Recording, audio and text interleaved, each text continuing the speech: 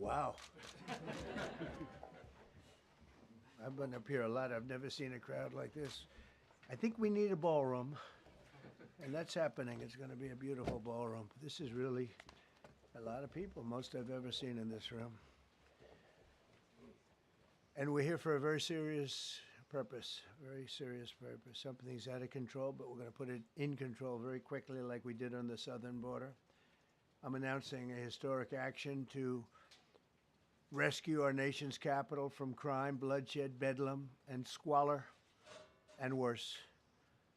This is Liberation Day in D.C., and we're going to take our capital back. We're taking it back under the authorities vested in me as the President of the United States. I'm officially invoking Section 740 of the District of Columbia Home Rule Act. You know what that is? And placing the D.C. Metropolitan Police Department under direct federal control, and you'll be meeting the people that will be directly involved with that. Very good people, but they're tough, and they know what's happening, and they've done it before. In addition, I'm deploying the National Guard to help reestablish law, order, and public safety in Washington, D.C., and they're going to be allowed to do their job properly. And you people are victims of it, too. You know, you're reporters, and I understand a lot of you tend to be on the liberal side, but you don't want to get mugged and raped and shot and killed. And you all know people and friends of yours that happened. And so you can be anything you want, but you want to have safety in the streets. You want to be able to leave your apartment or your house where you live and feel safe and go into a store to buy a newspaper or buy something. And you don't have that now. The murder rate in Washington today is higher than that of Bogota, Colombia, Mexico City, some of the places that you hear about as being the worst places on earth, much higher. This is much higher. The number of car thefts has doubled over the past 5 years, and the number of carjackings has more than tripled. Murders in 2023 reached the highest rate probably ever. They say 25 years, but they don't know what that means because it just goes back 25 years. Can't be worse. Our capital city has been overtaken by violent gangs and bloodthirsty criminals, roving mobs of wild youth, drugged out maniacs and homeless people. And we're not going to let it happen anymore. We're not going to take it. Just like we did on our southern border. Nobody comes through our southern border anymore. 3 months in a row, we had zero. I don't know if that's right, but the people that do the work, it's a very liberal group of people, actually, and they actually said zero for the last 3 months. Nobody thought a thing like that was possible. And, you know, when you take a look at numbers, I just saw some charts. These are different cities throughout the world. Red is, okay, the red is a place called Washington, D.C. Look at these. Baghdad we doubled up on Baghdad. Panama City, Brasilia, San Jose, Costa Rica, Bogota, Colombia, heavy drugs. Mexico City, I mentioned, Lima, Peru, all double and triple what they are. So do you want to live in places like that? I don't think so. I don't think so. And I think the people in this room, if you wrote correctly, you'd see, look at the kind of numbers we have. D.C., 41 per 100,000, number one that we can find anywhere in the world. Other cities are pretty bad, but they're not as bad as that. Is that where you want to live? The reporters of the world? Juvenile offenders and crimes against persons, as they say. It's getting worse. Not getting better, it's getting worse. And we had a recent indication.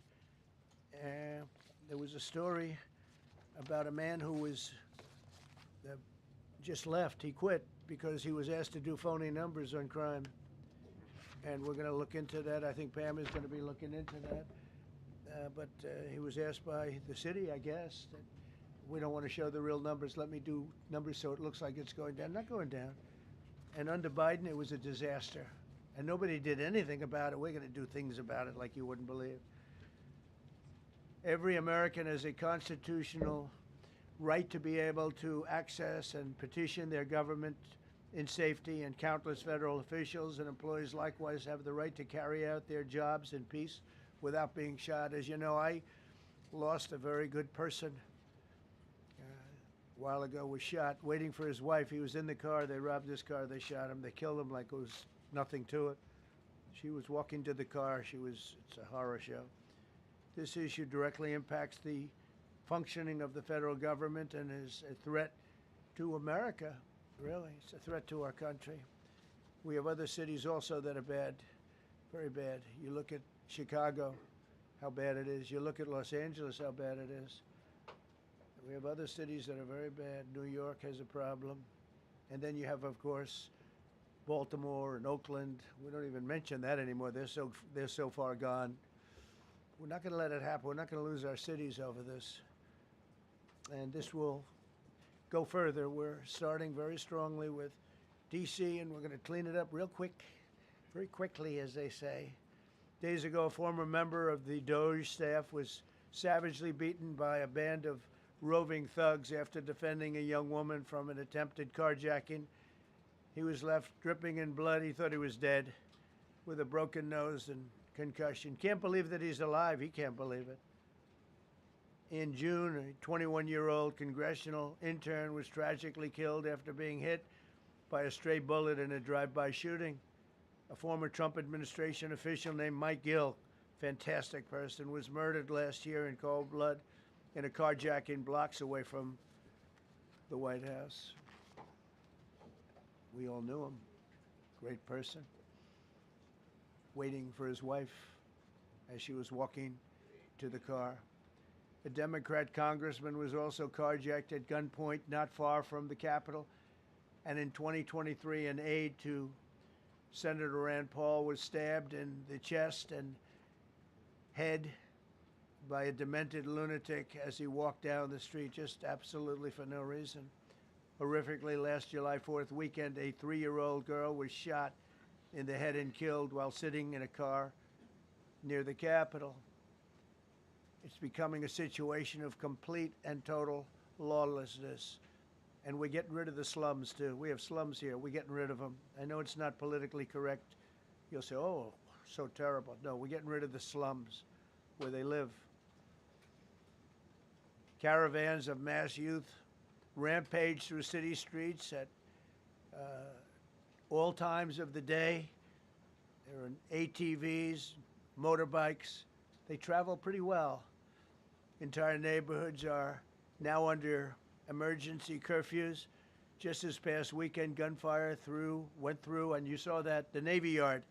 I saw it this morning. They saw that they fought back against, see, they fight back until you knock the hell out of them, because it's the only language they understand. But they fought back against law enforcement last night. And they're not going to be fighting back long, because I've instructed them and told them whatever happens, you know, they love to spit in the face of the police as the police are standing up there in uniform. They're standing and they're screaming at them an inch away from their face. And then they start spitting in their face. And I said, you tell them, you spit and we hit. And they can hit real hard. It's a disgusting thing. I've watched that for years, for 3-4 years. I've watched them. The police are standing, and they're told, don't do anything under any search. So and you can see they want to get at it. And they're standing there, and people are spitting in their face, and they're not allowed to do anything. But now they are allowed to do whatever the hell they want. This dire public safety crisis stems directly from the abject failures of the city's local leadership. The radical left city council adopted no cash bail. By the way, every place in the country where you have no cash bail is a disaster. That's what started the problem in New York, and they don't change it. They don't want to change it. That's what started it in Chicago. I mean, bad politicians started it, bad leadership started it, but that was the one thing that's central, no cash bail. Somebody murders somebody and they're out on no cash bail before the day is out. We're going to end that in Chicago, we're going to change the statute. I spoke with Pam and Todd and everybody. We're going to change the statute, and I'm going to have to get the Republicans to vote because the Democrats are weak on crime, totally weak on crime. They don't know why. They want to stop because they get mugged too. But we're going to change no cash bail. We're going to change the statute and get rid of some of the other things. And we'll count on the Republicans in Congress and Senate to vote. We have the majority, so we'll vote. We don't have a big majority, but we've gotten everything, including the great, big, beautiful bill. Got that done, and that's one of the greatest things that's ever happened to people in this country. They're starting to figure it out, how good it is. Biggest tax cut in history. So many things. But we'll be able to get that done. So, Todd, if you and Pam can draw up things working with the people, we will. I'll get it passed. We'll get it passed with the Republicans. Probably won't get, think of this, probably won't get one Democrat vote because they have no idea what they're doing. That's why they want men playing in women's sports. That's why they want transgender for everybody transgender. And they just got walloped in an election, in a landslide, and they haven't changed one thing. I saw the other day the certain gentleman who was a very well-known politician, Democrat, was fighting like hell that men should be allowed to play in women's sport. They just don't get it. They said it's an 80-20 issue, and I think it's a 97-3 issue, and I don't know who the three are. I've never heard anybody come. Nobody's ever come up to me, sir, you have to let men play in women's sports. You have to do it, sir. Nobody's ever approached me. I don't know where this issue even comes from. Never seen anything like it. But they turned our nation's capital into a sanctuary jurisdiction. That's the other thing. We have to get rid of sanctuary cities as quickly as possible. We're going to do it, too. We have to. Because it's sanctuary for criminals. Releasing illegal alien gang members onto the streets. In 2022, nearly 70% of criminals arrested in Washington went unprosecuted. That's not going to happen with the group we have standing aside and standing behind me. And at the Metropolitan Police Department, it's now reached a small number relatively compared to what it was, but it's thousands of people. You know, we have thousands of police. I was told today, sir, they want more police. I heard a number, 3,500 police. That's a lot of police. 3,500. I thought they were going to say, we only have 30 policemen or women. They said, we have 3,500. We need more. You don't need more. That's so many. I never heard. That's like an army. How could you need more than 3,000? It just happened 2 minutes ago. Sir, they've requested more police. Oh, what do they have? About 3,500. I said, 3,500? This is not a big area. It's ridiculous. What you need is rules and regulations, and you need the right people to implement them. And we have the right people here, that I can tell you. Look at the border. Biden said there's nothing you can do. Kamala was the border czar. She never called one of the Border Patrol agents who are great. ICE is great. Never spoke to anybody. Never went there. But she was the border czar. And everybody said it was impossible to fix. I fixed it in 3 months. No, really. I fixed it the first week, but really fixed it over the last couple of months. And I mean, literally to a point where, as I said, 0 illegals entering our country in the last 90 days. Pretty amazing. It's time for dramatic action. We're going to do the same thing over here. It's going to be a very safe city very soon. We're not looking to take years, because a lot of people die in years. And we've got incredible people in this country, except we have to allow them to do their job. And that we will deliver like nobody's ever delivered before. I actually think it's easy. You know, if you're competent, it's easy. If you're incompetent, it's impossible. But I'm very competent. Last week, my administration surged 500 federal agents into the district, including from the FBI, ATF, DEA, Park Police, the U.S. Marshal Service, the Secret Service, and the Department of Homeland Security. You know, a lot of nations, they don't have anything like that. They got some police, and they're rough police. They don't have DEA, ATF, FBI, Park Police, U.S. Marshal Service, Secret Service, Department of Homeland Security. They got some police, but they're rough police, and they do their job. They don't have crime. We're not going to have crime either. They made dozens of arrests, and that's what starts to happen. Again, cashless bail. Watch what we do with that. Today, we're formally declaring a public safety emergency. This is an emergency. This is a tragic emergency. And it's embarrassing for me to be up here. You know, I'm going to see Putin. I'm going to Russia on Friday. I don't like being up here talking about how unsafe and how dirty and disgusting this once beautiful capital was, with graffiti all over the walls. It's another part of it, by the way, because we're talking about safety, but we're also talking about beautification. We have the most beautiful, potentially, capital in the world.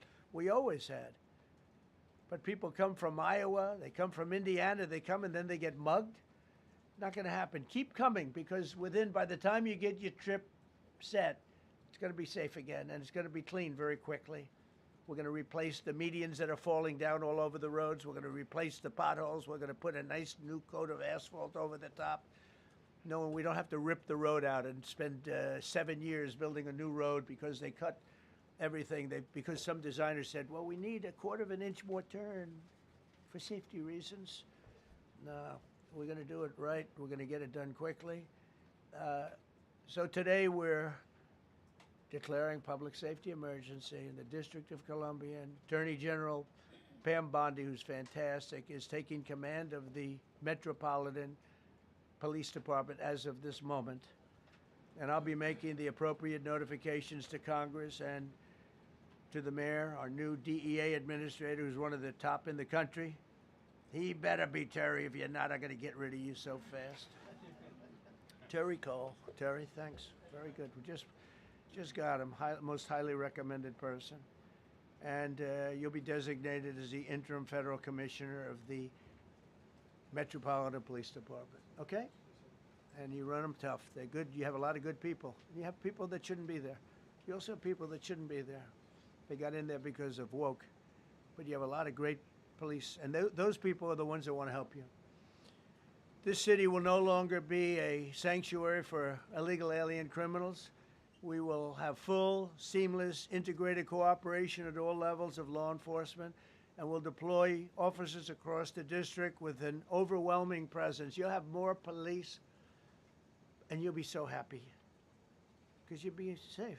When you walk down the street, you're going to see police, or you're going to see FBI agents. We're going to have a lot of agents on the streets. You're going to have a lot of essentially military, and we will bring in the military if it's needed, by the way. We're going to have National Guard. But Pete Hegseth will tell you about it. We will bring in the military if needed. People say, oh, that's so terrible. He's going to bring in, it's been used many times over the years. I don't think we'll need it. I think we've got so many great people, including the people that are in the police department with proper leadership.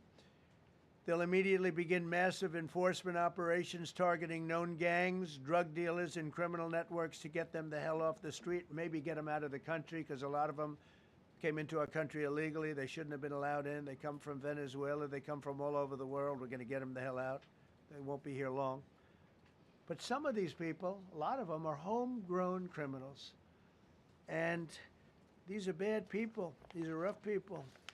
And this is just a list of some of the people that were given to me today that were criminals removed from the D.C. streets this weekend. They were rough and tough. But we're rougher and tougher. Look at these people here. Nothing, you know. They're not going to be your local school teacher. Look at this guy. He has killed people numerous times. They're not going to be an asset. They will never be an asset to society. I don't care. I know we all want to say, oh, they're going to be rehabbed. It's not going to be rehabbed. I'm going to ask Doug Burgum to come up and say a couple of words because he's in charge, as you know. He's Interior, but he's in charge of the U.S. Park Police. And I've heard so many great things about the Park Police. They're proud of it. They've been there for a long time. Their families oftentimes grow into the roles. They love the country. They love this area. So, Doug, could you say a few words, please? Thank you, Mr. President. On behalf of the U.S. Park Police, this is the oldest federal police force in the nation. They were formed in 1791 by none other than President George Washington. They've got the awesome responsibility of protecting our nation's most sacred monuments. In the National Mall, Washington Monument, Jefferson Memorial, Lincoln Memorial, Statue of Liberty, and out west, the Presidio and the Golden Gate area. These folks have tens of millions of visitors a year, the kind of people that President Trump's talking about that come from around the country and around the world to see our sacred and learn about our history and our sacred monuments. They've been doing a fantastic job, but they are so pleased, the rank and file, that President Trump is now allowing them to enforce the law. As those of you that live in the city may know, that the circles and the triangle parks that are spread throughout D.C. are actually federal park property. So the U.S. Park Police also have responsibility for that. These became littered with homeless camps under the Biden administration. All of you saw that. Since President Trump's executive order on March 27th, making D.C. safe and beautiful again, the U.S. Park Police have removed over 70 homeless camps. And President Trump also talked about beautification. They're stopping and enforcing the laws against graffiti on our monuments. They've removed over 80 specific attacks against our history with graffiti on our monuments. So they continue to do a great job, whether it's in their vehicles, on foot, or on the mounted police that you see around the National Mall. And President Trump, they thank you. The rank and file is so happy to be enforcing the law again. Thank you for your leadership. And they're excited about the announcement you're making today. Thank you, very good. Great job you're doing. Thank you very much. Pete, could you say something about the military, if you would? Well, Mr. President, it's an honor to be here. And at your direction this morning, we've mobilized the D.C. National Guard. It'll be operationalized by the Secretary of the Army, Dan Driscoll, through the D.C. Guard. You will see them flowing into the streets of Washington in the coming week. At your direction as well, sir, there are other units we are prepared to bring in. Other National Guard units, other specialized units. They will be strong, they will be tough, and they will stand with their law enforcement partners. This is nothing new for DOD. As the President noted, at the border, we've got 10,000 troops down there who've been operating in defense cooperation areas, defense zones, where there's zero illegal crossings because of troops on strikers scanning the border. We've been protecting other people's borders for 20 years. It's about time we protect our own. And we're working with ICE and CBP. In Los Angeles, we did the same thing, working with the California National Guard, working with ICE officers. ICE officers deserve to do their job and not be attacked. We will work alongside all DC police and federal law enforcement to ensure this city is safe, this city is beautiful. And as I always say about President Trump to the troops, he has their back. And my message to the National Guard and federal law enforcement in Washington is, we have your back as well. Be tough, be strong, we're right behind you. Thank you, Mr. President. I'm going to ask Pam, because she's now, as you heard me say, she's really in charge of a lot of what we're talking about. She's done an incredible job. People are going to start to see the fruits of her labor. And Pam, maybe you could say a few words about what we're talking about here. Sure, President. Let me be crystal clear. Crime in D.C. is ending and ending today. We are going to use every power we have to fight criminals here. President, thank you for caring about our capital. Families come here every summer. Our museums are free. We have the National Zoo. We have the National Gallery. D.C. should be a place where everyone can come and feel safe. Behind me and to my side, we have some of the best career law enforcement and prosecutors in the country who are ready to take this on. As the President said, Terry Cole is going to be supervising the Metro Police Department. Gadi Serralta, our U.S. Marshal, is going to be supervising command and control, the entire operation. Our Deputy Attorney General, Todd Blanche, and I will be working with them closely, along with our great FBI Director, Kash Patel. Kash is going to talk to you in a minute about what we did in Virginia recently with Governor Youngkin. Many of you covered that, and it was tremendously successful. Not only that, our secret weapon here in D.C. is U.S. Attorney Jeanine Pirro, one of the toughest prosecutors and a former judge, and she is going to be talking about juvenile crime, how it's out of control here, and what she's going to do to fight back. No more crime rampant in our beautiful capital. No more teenage girls beating a disabled man to death. No more of that. No more drive-bys. We're going to do everything we can. And working with the ATF Director Driscoll and Commander of the Army, we're going to all work together. That's what we all do in this room. We work together. We fight. Do not underestimate one person in this room. We're going to make D.C. beautiful. We're going to make D.C. safe again. One other thing, just at the wharf a few days ago, the area of the wharf, Terry Cole reached out to me, not even nightfall, on the weekend, where so many families and tourists go. A guy's overdosing from fentanyl on a park bench. In the middle of families around, they administer Narcan and saved his life. No more of that. The President of the United States is going to clean up D.C., and we're going to be there to help him, and we're going to be successful. Thank you. Thank you, Ben. Cash, talk about Northern Virginia, if you will. Northern Virginia, we had a big success. Thank you, Mr. President. Thank you, Attorney General Bondi, for your leadership, Deputy Attorney General, and the rest of our interagency partners. Mr. President, the following is what happens when you let good cops be cops, and I just want to highlight that before I get into Northern Virginia. This year alone, under President Trump's administration, we've had over 4,000 child victims identified and found. That's a 33% increase from the same time period last year. 33% increase. We've had a seizure of 1,500 kilograms of fentanyl up to this date. That is a 25% increase since the same time period last year. And just to put it in perspective, 1,500 kilograms of fentanyl is enough to kill 115 million Americans. 115 million Americans. Cops are getting after it. The FBI has arrested 19,000 people this year alone. Thanks to President Trump's administrations, that's double than where we were this time last year. And we have also arrested 1,600 people who have committed violent acts against children. 270 of them are human traffickers of children. Mr. President, this is what happens when you have great leadership at the Attorney General with Pam Bondi, your administration's priority of protecting the homeland and protecting American citizens and protecting our children, and the murder rates are plummeting. We are now able to report that the murder rate is on track to be the lowest in U.S. history, in modern recorded U.S. history, thanks to this team behind me and President Trump's priorities. And how do we do it? And what are we going to bring to D.C.? What we did in Northern Virginia, thanks to Terry Cole and Governor Youngkin and the team, we stood up a task force out in my Northern Virginia field office, and we said, let's let good cops be cops, let's get them the intelligence and what they need, and let's get the red tape out of their way, and let's get DOJ partnered up with us to bring great prosecutions, and that's exactly what we did. In 1 month, we arrested 545 violent felons last year. 545 in the state of Virginia, thanks to Governor Youngkin's partnership.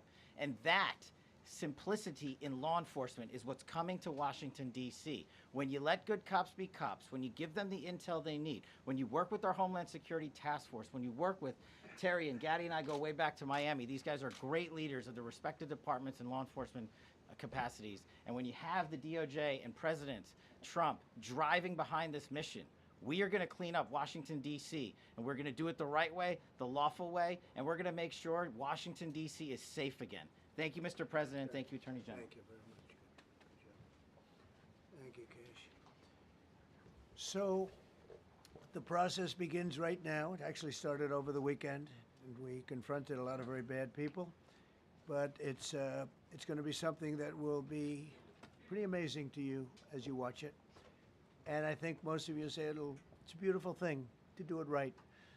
We're going to be removing homeless encampments from pretty amazing all over our parks, our beautiful, beautiful parks, which now a lot of people can't walk on. They're very dirty, we got a lot of problems.